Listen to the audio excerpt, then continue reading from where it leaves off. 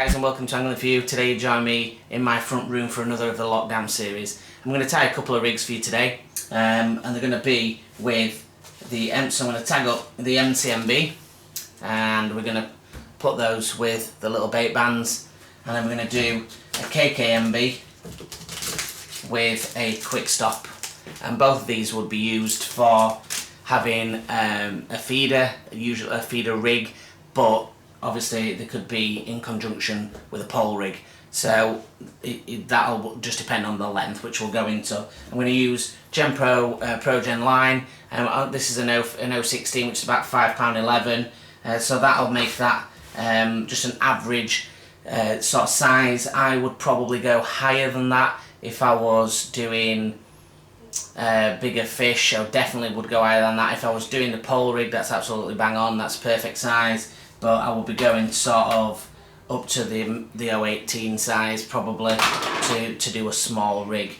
But just for this purpose, I've got the most of that, so that's what we're just going to do it for. To show you, I've got a little black tray here, which I'm going to try and put in camera as much as I can to see, for you to see. I'll try and go as slow as I possibly can. It's really fiddly and obviously not as easy to see when you're filming on your own. I will lift them up to camera to show you them when they're done, and I'll try my best to go as detailed and as close as I possibly can. Even if I have to lift it up to camera, I'll try my best for that. So don't shoot me, it's a disclaimer as always, don't shoot me if I'm not using a gizmo tire, and I know it would be more accurate and I know I could get them to the exact same size all the time. I generally don't care about that, I'll be honest. The only time I tie multiple rigs up is when I fish matches. I'd say it's same as a rig, a pole rig. I'll be honest, 98% of my fishing I will tie it when I get there, because most of the time I'm on a pleasure session. I certainly feel that if you've got loads of hooks and loads of line tied for ages, it's either it's gonna sort of gain the shape of the winder or get wind. I know there were a really good video up about winder kink and stuff like that, or I feel that the hooks will lose the sharpness or whatever, so I just tie everything when I'm there. If I'm fishing a session where it's potentially, I might tie 2 or 3 up when I'm there or the night before, but generally I just make them up when I need them, and I have a couple of spares made up just in case I get snapped off on a fishing feeders. Pole rigs, I very rarely break a rig, if I'm honest. So yeah, that's just a little bit of a thing. I'm not condoning anybody that does it, and I understand for matches you've totally got to have all that ready and prepared, for sure. But for my kind of fishing, I don't really. I just tie it when I get there, depending on the situation, the scenario, and all that kind of business.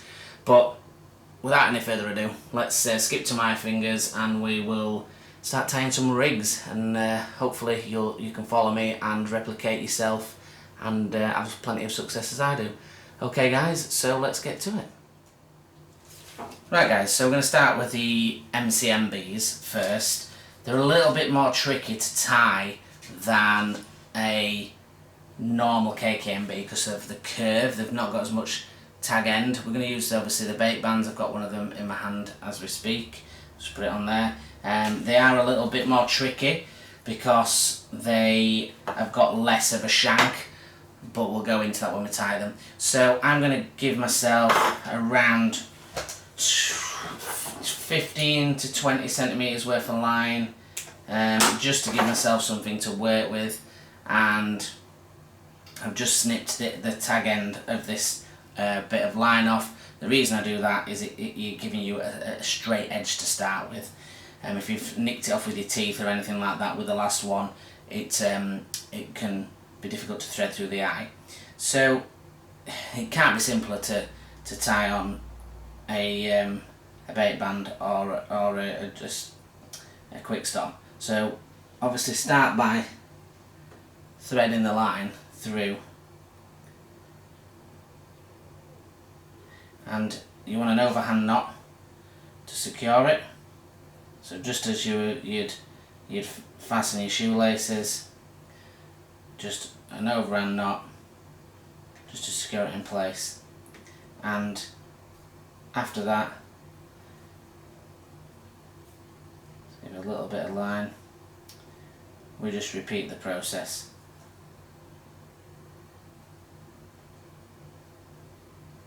And tie that and have that down tight. And that's it, it's just a double knot. And that holds that on, and it does not come off, honestly. They won't come off. Not unless you snap your band or it's an old band. So once you've done that, give yourself a little trim of the excess tag. You want to leave sort of a couple of mil spare, but you can see now that's on. That's nice and snug onto the line, and we don't need to worry about that. So like I said, now we've trimmed off the line, and obviously we've got another end like so, and we don't need to worry about the elastic band to start off with. Right, so I've just got one of the KKM Bees out.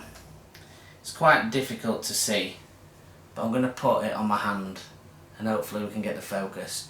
So you can see the shank of the hook is quite short, and the bend of the hook is really severe, and that's why I like them, because the hook into the fish's mouth and they don't come off very easily. So once you've done that, once you've got that bait band on, what you want to do is get the line, and you want your fingers right at the end of the line, and the hook you want to go through the back of the eye. That's very important. It will not work if you don't go through the back of the eye. So once you get straight through like that, you want to go through the back of the eye, and you want to just pull the line all the way until that line butts against that little bait band that you've got. So as you can see there, it's on the bait band, and if we just left it like that, it would slide up and down the line, which is obviously not what we want to do. So what we want to do is decide how far we want the tag on that bait band. So if you want a bait band which is going to be using a 2 or a 3, well mainly a 3mm or a 4mm pellet, you want that to be really close to the base of the hook. That's really important for especially silverfish. You want it to be really close to that base of that hook. But if you want a 6mm or an 8mm, you probably have a slightly bigger band, but you would have slightly bigger stretch on that tag, and that's in order to obviously properly get the pellet on without it butting up against the hook bend too much. So we've just gone, we're going to sit a millimetre off the bend of the hook, and that's what I feel comfortable that I could put a 4 on that, which is what I'd fish a lot of the time, and I could probably fit a 6 on there as well. So I've got the elastic band in this fingertip, and I've also grabbed the shank, the curve of the hook, and this is where the MCM is quite difficult. Because of the curve and the point, it's very difficult to wind round, and that's how we need to do that to get the knot on. So you need to grab a very piece of tight line, and this is going to be hard to show you, but I'm going to explain it. You got to pull it tight, and you've got to let it go around the eye first. So we've got one turn on, and once you get one turn on, you can start to put more turns on. Try to go to the end of where you put the last turn on and get round. So we've got 5, 6 turns on there. And once we've got 6 turns, I'm trapping now. I've trapped with my fingertips the line that we've put on. This is where you have to be a little bit practiced. So now I've trapped all that line there, so it's not moving anywhere, while I find the end of the line in my other hand. Now once you've done that and you've got the other hand, this is all held tight, you need to push that down through the top of the eye, like so, and pull that line until the loop's nearly there. So wet your fingers, wet that line where you're going to pull it, and then pull it tight, move your first finger, so now you can see that line is really, the loop's there, it's right next to where I am, it's wetted down. I'm just pulling it until that knot sits against the hook. And once it sits against the hook, just work it a couple of times, and there you go, it's sat on there perfect. And the shank of the hook, the bait band sat perfectly on the shank of the hook. It's ready to go, and you've got it sat really nicely. So then all you need to do then is decide how long you want it, and most of the times you're going to want it around 4 to 6 inches. So what I do there is bunch the line up like so, and then I tie a knot with the loop. So I do it once, so like an overhand knot like we tied before, exact same as we tied before, but with a loop in your hand. So you bunch the line together, so that creates your small loop, and then you do the exact same with the line, exactly the same, to tie in a simple knot, but instead of doing it with a tag end, you're doing it with both pieces of line pushed together, and that'll pull you a loop there. So you've got a loop, perfect loop there, which is nice and tight, and you can trim that off like so. So there you go, that is now hooked. That is hooks on, the perfect, nice and straight, everything's on there, and we've got a really easy scenario. It's the bait band's perfectly in place with the hook, it's not going to come off, and it's ready to fish. So now we've done that one, I'll sort of hold it again there just for you to see, and we'll now get out the KKM Bees, and I'll show you the difference. They're a little bit easy to tie, and I'll do the KKM Bees with a quick stop. So again, quick stops come on this same scenario with a little bit of it. It's like the old sort of Meccano kind of things, and where they're stuck together and all that, the models. So you just need to pull them off like so. Just drop that down and get your other ones out of the way. They are as easy to tie, but a little bit more difficult for my blind eyes to see the hole. So I've cut off again a piece of line. There's no way in the earth you'll see this on camera because it's microscopic. There's a tiny hole in the side of the quick stop, and you just need to pass the line through that, just as we did with the band. Same scenario, an overhand knot to secure it, exactly the same, overhand knot, and then again exactly the same, overhand knot to secure it in its place. Now a lot of people might have their own ways of doing it. Like I say, this is just my way of doing it. It don't let me down. I've caught a lot of fish on it, so I stick to what I know.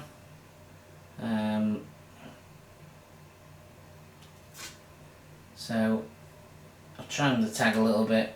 I'm just going to have a look now with my glasses on. There's just a tiny little bit of a tag end. So this little tool that was showing you yesterday is what these are for. And you just use them like you use nail clippers. And that just pulls off those little very tiny tag ends. So now we've got that on to the line, that's ready to go. So again, we're going to go with the hook, the KKM Bee this time. So the KKM Bees are miles easier to put on. They're a different gape than the other ones are. They've got a more traditional U shape. They don't tip back on themselves like the MCMs do. So again, we turn the hook round to start off with. You can see the tapered shaft. It's a longer shaft and it's a tapered tip.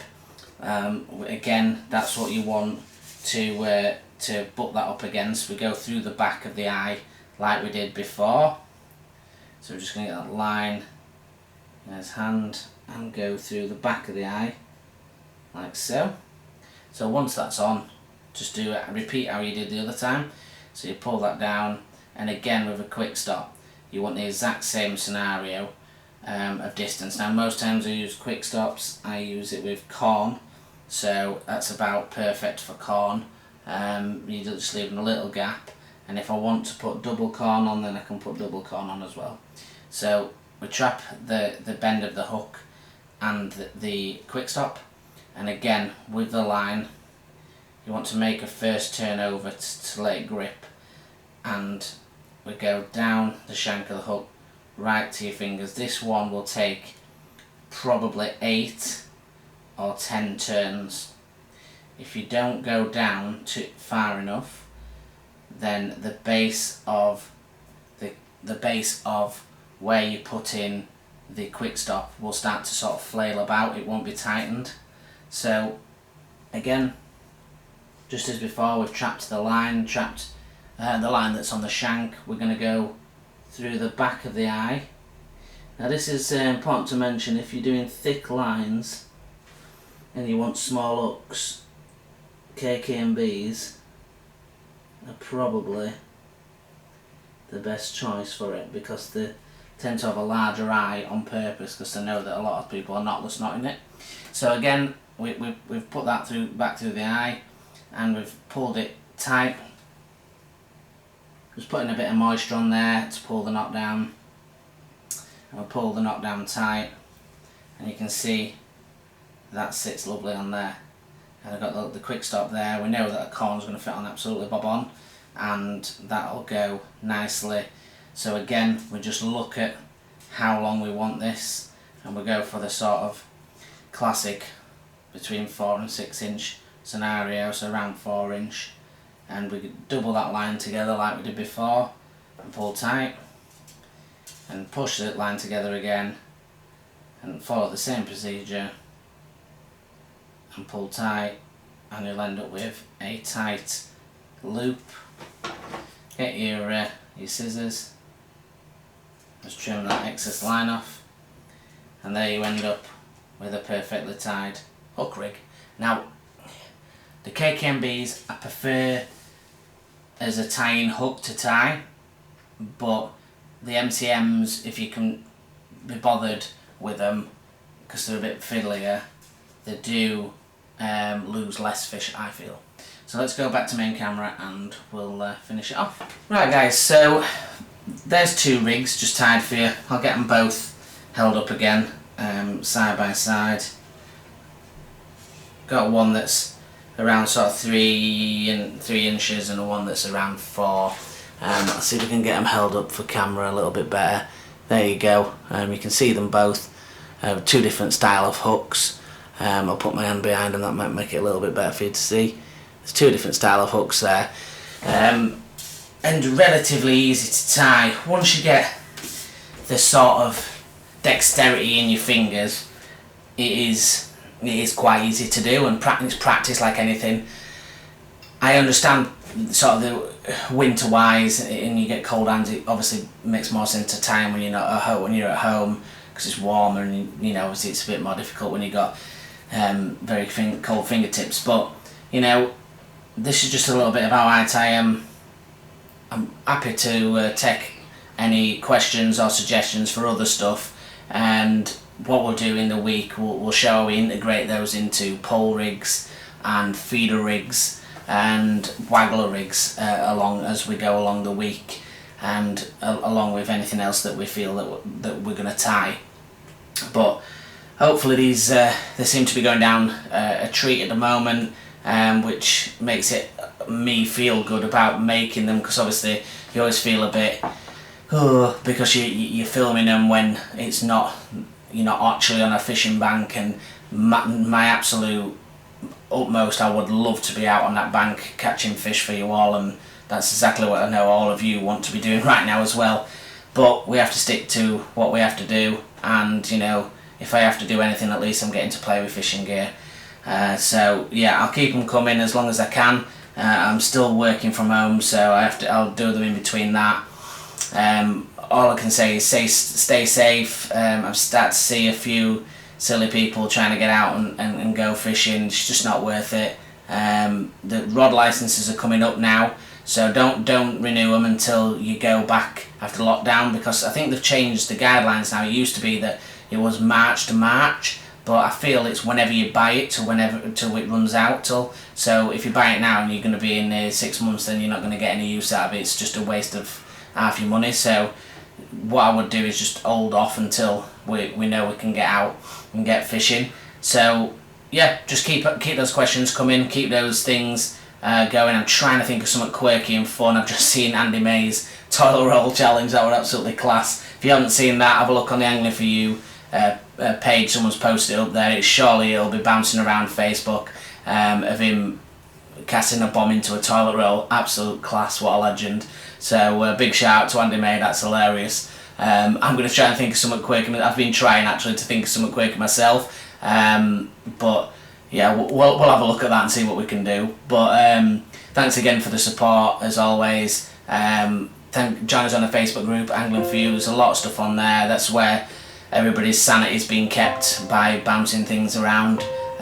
Join us on the Instagram at angling_for_you if you want to check out some of our videos, as our little bits of clips and our pictures just of what we've been up to last year, and share any ones you want and tag us in those, and like and subscribe if you can, guys. That helps us out a lot, to share the love. And as always, thanks a lot. Tail lines.